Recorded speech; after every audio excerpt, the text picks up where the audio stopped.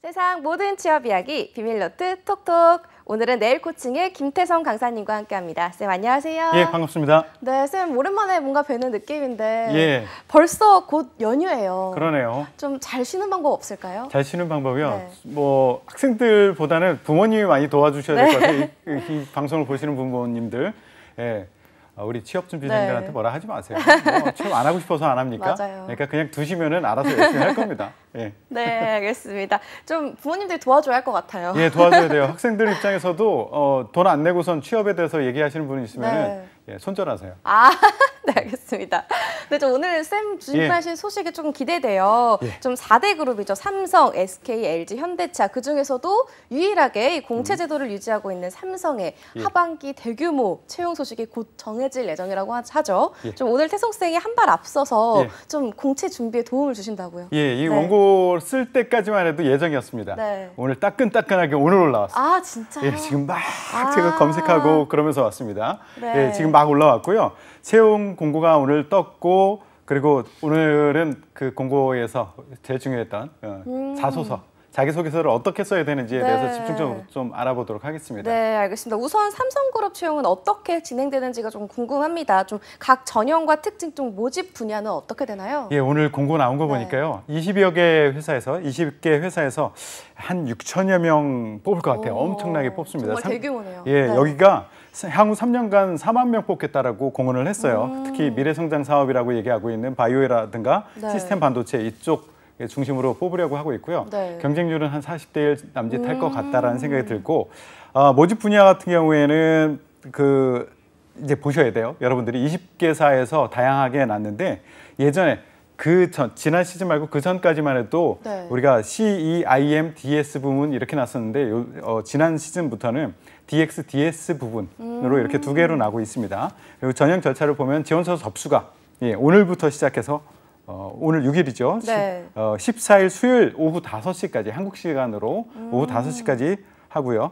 직무적성 검사가 10월 중에 이것도 지셋을 고민이 많았어요. 네. 오프라인으로 할까 온라인으로 할까 했는데 온라인으로 하기로 결정을 했습니다.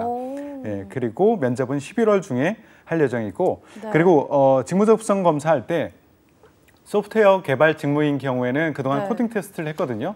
그동안 180분 동안 했었는데 학생들이 너무 시간이 짧다라는 얘기가 많았어요. 그래서인지 이번에는 240분 동안 시간을 더 주고 코딩 테스트를 할 예정이고요. 네. 지원 자격을 보시면 아시겠지만 여러분들 삼성하면은 영어 점수 많이 보지 않을까? 높아야 되지 않을까라고 많이 생각을 네. 하는데요.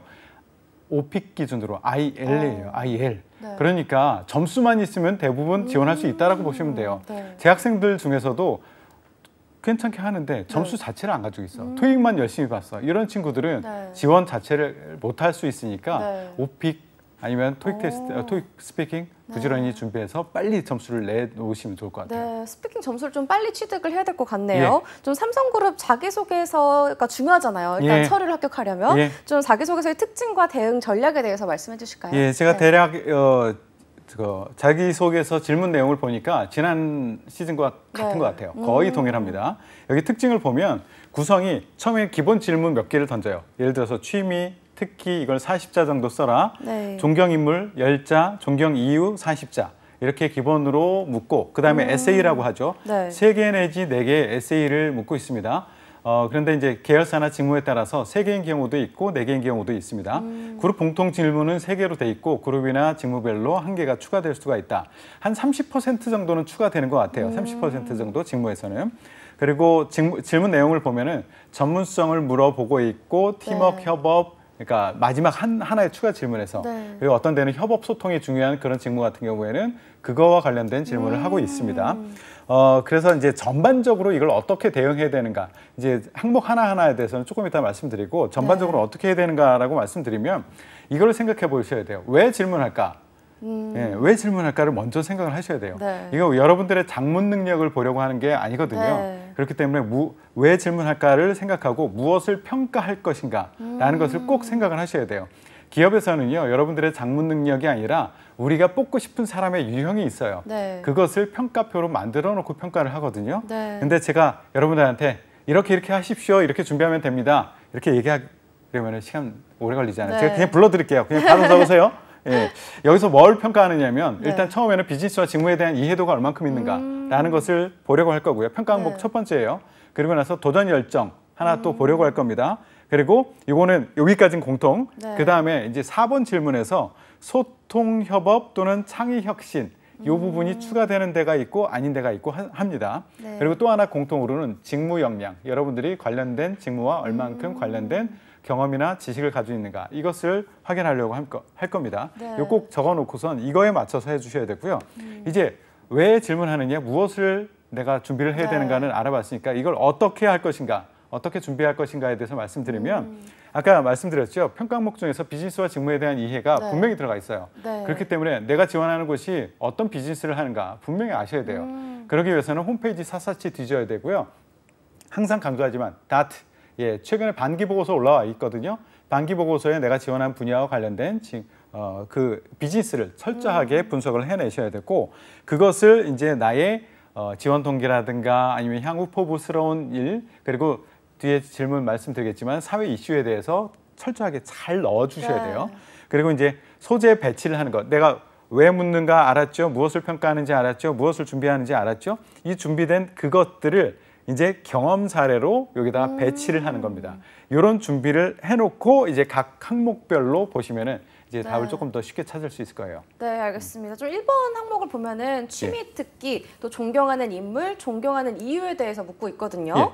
좀 이런 물어보는 이유가 뭔가요? 왜 질문한가를 좀 파악하는 게 중요하다고 하셨잖아요. 왜 질문하는 건가요? 그냥 미끼입니다. 면접 때 분위기 좋게 하기 위한 기본 질문을 하기 위한 그런 미끼예요. 그래서 여러분들 여기에는 시간 제발 좀 많이 들이지 마세요. 내가 축구를 쓸까, 야구를 쓸까, 농구를 쓸까 고민할 시간에 2번, 3번 에세이에 좀 더 집중을 하세요. 이거는 그냥 면접 시 이야기거리 제공을 위한 기본 질문이다 라고 생각하고 시간 많이 쓰지 마십시오. 아무나 쓰세요. 미끼 질문 1번을 넘어갈게요. 예, 자, 반사회적인 것만 아니면 돼요. 반사회적인 거. 네, 주의할 점은 이제 반사회적인 것만 아니면 된다라고 하셨습니다. 자, 2번으로 가볼게요. 2번 삼성전자를 지원할 이유와 입사 후 회사에서 이루고 싶은 꿈을 기술하십시오입니다. 좀 이건 도전 열정을 좀 보는 걸까요? 아니에요. 지원한 이유. 여기 요거 잘 아셔야 돼요. 다른 기업들도 마찬가지예요. 지원 동기나 향후 포부류의 것을 질문할 때는 우리는 뭘 평가하기 위함이냐면 비즈니스와 직무를 얼만큼 알고 있어. 너 우리에 대해서 알고나 지원한 거야? 이런 느낌이에요. 그래서 지원자들의 지원서를 보면 저도 면접관으로서 아니 서류 심사위원으로서 글을 볼 때 보면 제일 안타까운 게 그거예요. 우리 회사가 뭐 하는지도 모르고 나는 이 회사에 들어오고 싶어요. 이 직무를 하고 싶어요. 앞으로 어떻게 할 거예요? 라고 하는 친구들이 있는데 딱 집어넣었죠, 제가. 그러니까 비즈니스와 직무에 대해서 얼만큼 이해하고 있는가라는 것을 평가하고 있다는 것, 왜 질문했는가 분명히 아시고요. 아까 제가 살짝 말씀드렸죠. 다트 보세요. 전자공시 시스템. 거기서 산업시장 경쟁관계를 파악하고요. 경쟁사의 다트도 함께 확인하세요. 우리 질문 나중에 많이 하거든요. 여러분들 서류 통과가 최종 목적은 아니잖아요. 면접도 합격을 해야 돼요. 그러기 위해서는 여기서 좋은 미끼들을 넣어 놓으셔야 되는데요. 경쟁사 분석이 되어 있지 않은 상태에서 면접 가면은 또 한 번 지원 동기를 물을 거거든요. 그때 경쟁사에도 있을 만한 그 이야기를 우리 회사의 지원 동기로 썼다라고 하면 경쟁사가 아직 이거 질문 분명히 받습니다. 그럼 쩔쩔쩔 맬 거예요. 그렇기 때문에 경쟁사 다트도 함께 분석하고 경쟁사에는 없지만 우리 회사에만 있는 우리의 강점 이것들을 쪽쪽 뽑아서 그것 위주로 배치를 시켜놓고 준비를 하고 있는 거예요. 그리고 나서 글을 쓰는데 글의 구조는 어떻게 하면 좋으냐. 꼭 이래야 되는 건 아니지만 제가 글을 읽을 때 가장 잘 보이는 글의 구조는 있었어요. 어떻게 하느냐. 맨 앞에 내가 기업을 선택하는 기준이 무엇이냐를 A, B, C 이 정도 배치를 해놓는 거야. 그래서 저는 뭐 예를 들어서 저는 미래 발전 가능성이 있는 그런 기업에서 일하고 싶습니다. 그리고 제가 공부하고 제가 경험했던 그 내용을 가장 잘 활용할 수 있는 그런 기업, 그런 직무에서 일하고 싶습니다. 조건을 탁탁 박아놓는 거야. 그리고 나서 하나씩 뽑아서 풀어나가는 거죠. 미래 발전 가능성이 있는 기업입니다. 라고 해놓고 내가 지원한 이 기업이 미래 발전 가능성이 있는지 여부를 다트에서 준비했던 그것을 뽑아서 여기다 집어넣어 주는 거죠. 그리고 나서 내가 배웠던 것, 그리고 내가 경험했던 것이 여기서 이렇게 적용될 수 있습니다. 라고 얘기해주면 탄탄하게 글에 글이 완성이 될 겁니다. 네, 회사와 좀 직무 이해도를 묻는 2번 항목이었습니다. 좀 3번 항목도 살펴볼게요. 본인의 성장 과정을 간략히 기술하되 현재 자신에게 가장 큰 영향을 끼친 사건, 또 인물 등을 포함해서 기술하시기 바랍니다. 라고 하셨습니다. 작품 속 가상인물도 가능하다고 되어 있고요. 1,500자입니다. 예. 좀 3번 항목을 보면요. 이 성장 과정과 자신에게 큰 영향을 끼친 사건을 쓰는 항목인데 이 부분 좀 어떻게 작성하면 좋을까요? 예, 여러분들 이 성장 과정을 물었잖아요. 네. 여러분들 성장 과정 궁금해할 것 같죠? 안 궁금해요.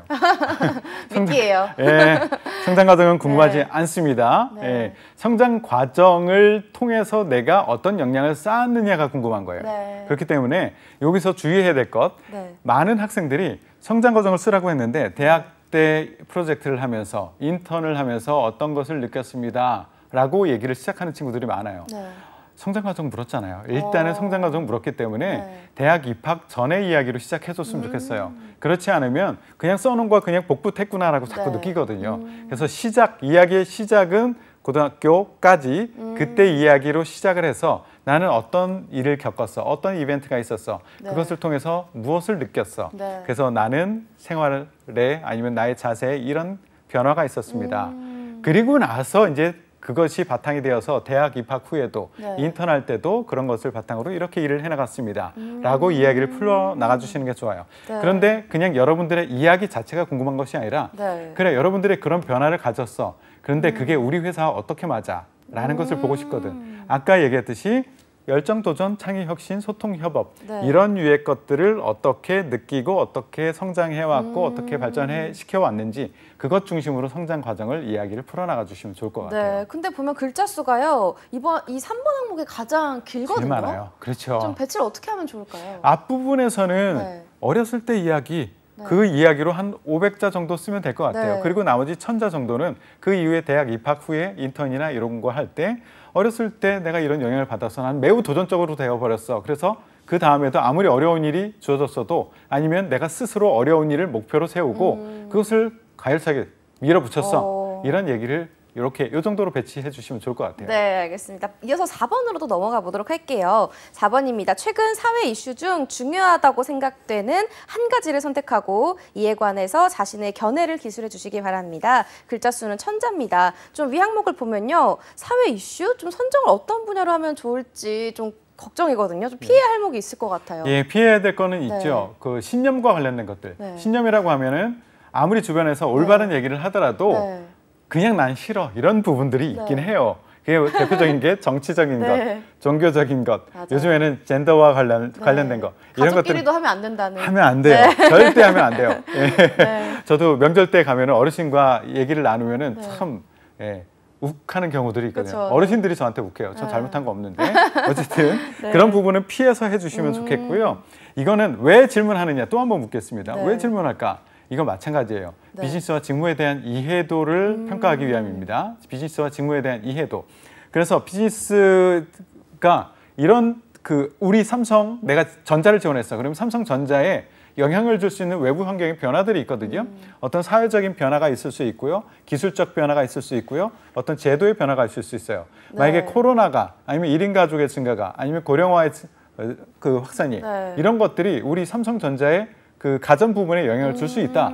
그러면 어떤 영향을 줄까? 또는 IT 기술의 발전, 네. IT 기술의 발전이 또는 어떤 환경에 대한 각종 규제가 이런 것들이 어떤 영향을 줄까? 이런 고민을 좀 해보실 필요 있어요. 네. 그래서 연결될 수 있는 것 쭉 나열해 놓고 아 이건 영향 줄 수 있겠는데 싶은 것을 뽑아서 그것을 이슈로 선정해야지만 나중에 이 글 쓸 때도 좋고 나중에 면접에 대비해서 말을 네. 풀어나가기가 매우 좋아질 겁니다. 네, 예, 알겠습니다. 소재 선택이 매우 중요하고요. 네.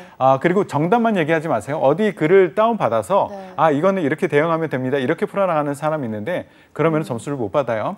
그런 것도 쓰되 본인만의 아이디어, 뭔가 부족한 점이 있더라도 본인만의 아이디어를 꼭 추가해 주시기 바랍니다. 네, 알겠습니다. 마지막으로 5번 항목은요. 좀 계열사마다 상이한 걸로 알고 있거든요. 좀 가장 대표적인 질문이기도 한데 작성 요령 어떻게 될까요? 예, 이거는 왜 하느냐, 전문성, 그리고 도전 열정 이런 것들을 파악하기 위함입니다. 네. 그리고 fit 테스트라는 것을 여러분들 잊지 마세요. 여러분들 훌륭하다라고 뽑는 것이 아니라 얼마큼 우리 조직에 이 직무에 맞느냐를 가지고 뽑는 거거든요. 그렇기 때문에 핏하다는 것을 보여주기 위해서는 네. 요구 역량, 이것도 내 마음대로 정하지 마시고요. 그리고 학문적 우수성을 보여주려는 노력 좀 줄이십시오. 요구 역량이라는 것은요.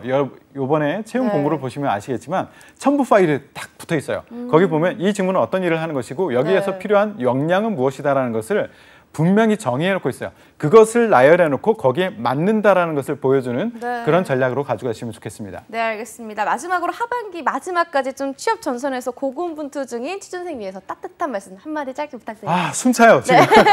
예, 여러분들 이거 대기업 지원하는 거 수능 아닙니다. 수능 아니고요. 그냥 조준하고 쏘면은 기회가 올 수 있습니다. 나는 이거 준비 안 됐는데 학벌이 이런데 난 안 될 거야 라고 포기하지 마시고요. 하면 됩니다. 그냥 조준하고 쏘십시오. 네, 조준하고 쏴라. 지금까지 내일 코칭의 김태성 강사님과 함께했습니다. 말씀 고맙습니다. 네, 고맙습니다. 네, 무대의 체험 톡톡 오늘 준비한 내용은 여기까지입니다. 저희는 내일 같은 시간에 찾아뵙도록 할게요. 톡톡.